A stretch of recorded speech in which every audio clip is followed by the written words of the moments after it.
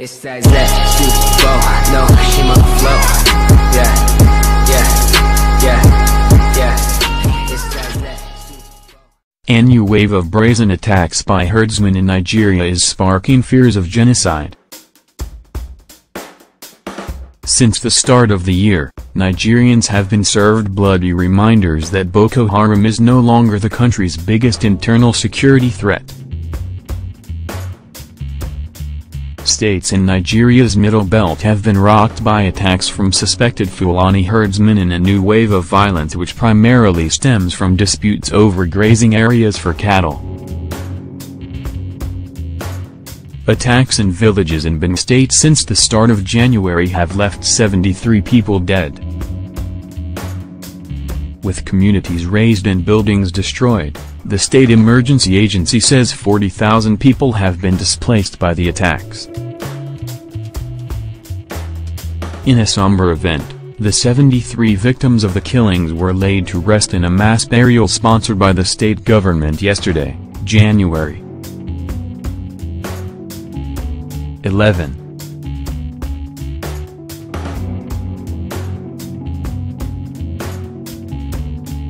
Human rights group Amnesty International says the violence is reaching a boiling point of total anarchy. In truth, the threat of violent herdsmen is not new.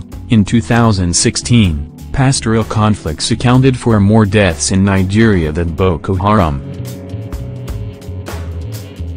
The escalation of pastoral conflicts in recent years have been triggered by the effects of climate change in Nigeria's north with lower rainfall and increased desertification of grazing land, forcing herdsmen to look farther south to farmlands in a region often described as Nigeria's food basket. Farmers who are keen to protect their means of livelihood and their crops from being damaged by thousands of cattle have often clashed with herdsmen. But the recent violence has been markedly brazen and seemingly unprovoked, with villages and communities attacked and razed at night, leading some to describe the attacks as a genocide. Similar attacks have been seen in Taraba and Adamawa states this month. Colin Juma, a Benin-based journalist, shares similar sentiments. No farmers clashed with herdsmen, they were attacked at night in their homes, he tells Quartz. Chetan Wans, head of research at SBM Intelligence, an Africa-focused geopolitical analysis firm, agrees that recent attacks have been certainly targeted but won't go so far as to call it genocide just yet. The slow response of the Nigerian government has been criticized by civil society groups.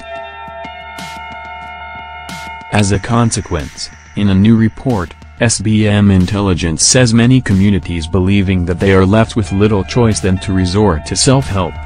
In response to public backlash over recent killings, the presidency has ordered the country's police chief to go to Benue and investigate the crisis, but even that's not seen as being enough. A stronger move, Yuma says, would be to deploy the might of the military as the government has done in response to other regional crises. All we have heard have been platitudes and press releases being regurgitated, but there has been no action, he tells Quartz. The general feeling is that the government is not ready to stop this.